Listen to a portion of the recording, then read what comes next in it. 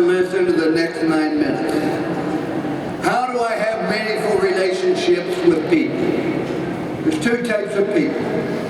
Those that lift up and those that pull people down. You cannot lift people up if you aren't confident. Now we will be married 50 years this coming summer. But I used to be insanely jealous of my wife. And never once has my wife given me reason to be jealous of her. The problem wasn't with my wife, the problem was with me. We go to a cocktail party, she'd be talking to another man. He's always better built, better looking. I think, why would she rather be with him than with me? And because I was so insecure, I would unfairly criticize my wife, trying to pull her self-image down till she'd reach a level where she would think she was lucky to have me as a husband. Are we going to lift people up or are we going to pull them down? You cannot lift people up if you aren't confident in yourself. How do we have meaningful relationship with people? Just 3 simple rules. I only have 3 rules for our team, for my children, for me. People say, how does a guy who wasn't a very good athlete become a Hall of Fame coach and have a statue built at Notre Dame? And I know that statue, they need a place for the pigeons to land, but beside that. How did a guy with a lisp and not very intelligent become a motivational speaker? How did a guy who is funny looking as you are and as old as you are, I'm so old, that the birthday candles cost more than my birthday cake, work on TV? How did an individual raise 4 children, all graduated from college, all happy? The point I made. I'm a simple individual, and I say that sincerely. But I followed 3 rules. And I guarantee you these 3 rules can change your life. I have thousands of letters from people saying, when I followed those 3 rules, my life changed.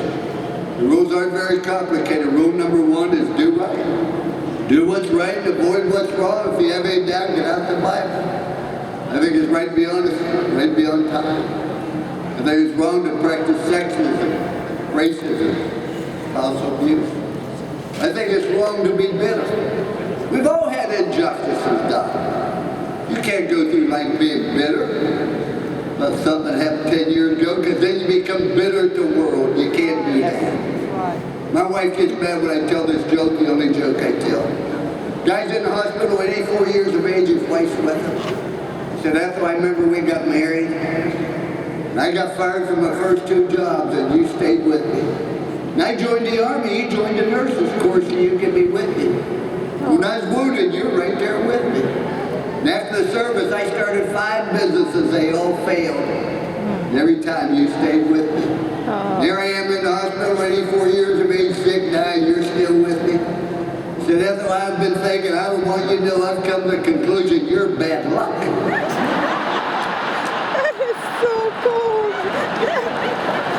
Always somebody else's fault. Just do the right thing. That's all.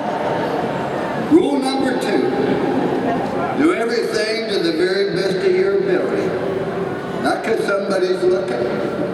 Not because somebody's going to applaud you or give you the award. It's just the way you live. I'm going to do everything to the very best of my ability with the time allotted. That's all. Isn't very complicated. And rule number 3, I'm always going to show people I genuinely care. You're never going to meet anybody the rest of your life that doesn't need a kind word, doesn't need a smile, doesn't need encouragement. Ladies and gentlemen, those 3 rules. Why do those 3 rules guarantee success? Because everybody you meet has 3 questions. The same 3 questions every athlete asks about me. The same 3 questions your spouse asks, your children ask. I don't care what country you're in, these are the 3 questions everybody asks mentally. Question number 1, can I trust you? Ladies and gentlemen, without trust, there could be no relationship. My wife and I have been married, as I mentioned, 50 years for one reason. I can trust her, she can trust me. I would never lose the trust of my wife, or I could never get it back. All their temptations, you meet beautiful women, trust is important. How do you get people to trust you? Just do the right thing. If you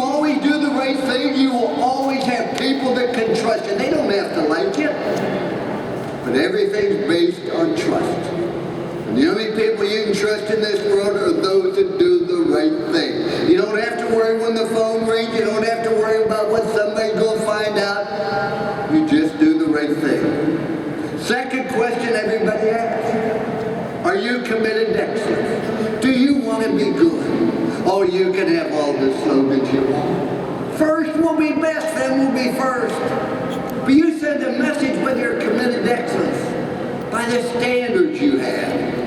And let me say this. I work for Rudy Hawn, and one thing I learned as a parent, as a leader, your obligation is not to be well-liked. Your obligation is to make people the very best they can possibly be. And the only way that can be done is to insist they do everything to the very best of their ability.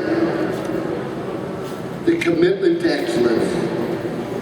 The last question everybody asks. Do you care about me?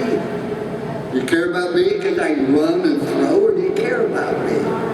I've worked international Special Olympics. I was a hugger. Lane 3, no matter who finished the race first, last, or in between. My obligation to run up and hug them. I've taught physical education to the physically handicapped. People with spinal bifida, nothing from the waist down.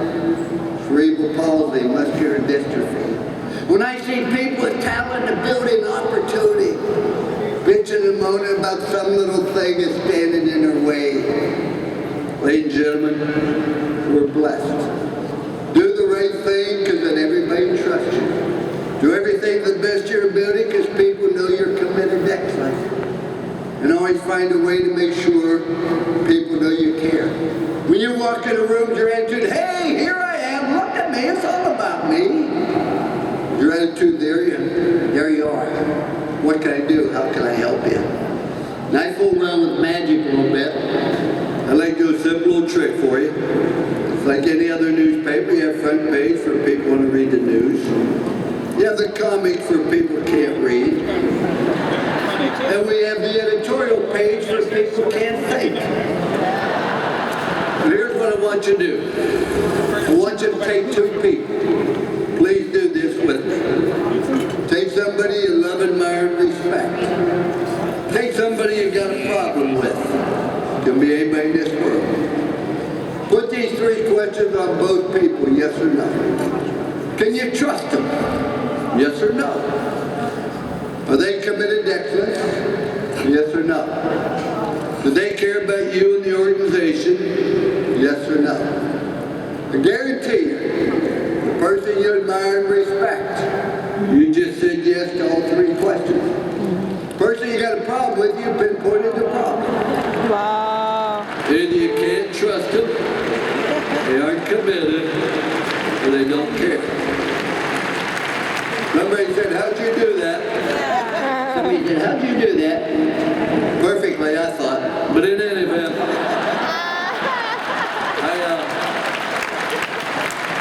I wake up in the middle of the night screaming because I can't figure it out. But here's why those three rules are important. When an athlete or one of my children violated those three rules, and I'm in a leadership role, and people can name you the head coach, they can name you the manager, because titles come from above. What they cannot do, they cannot name you the leader, because leaders come from below.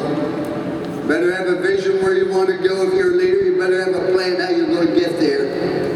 But you better hold people accountable for the choices they make. When somebody found out, I called them in my office and I said, not very smart. But I don't believe you're doing the best you can in Spanish too, and here's why. You got an A in Spanish 1, you're getting a D in Spanish 2. You missed class twice, you missed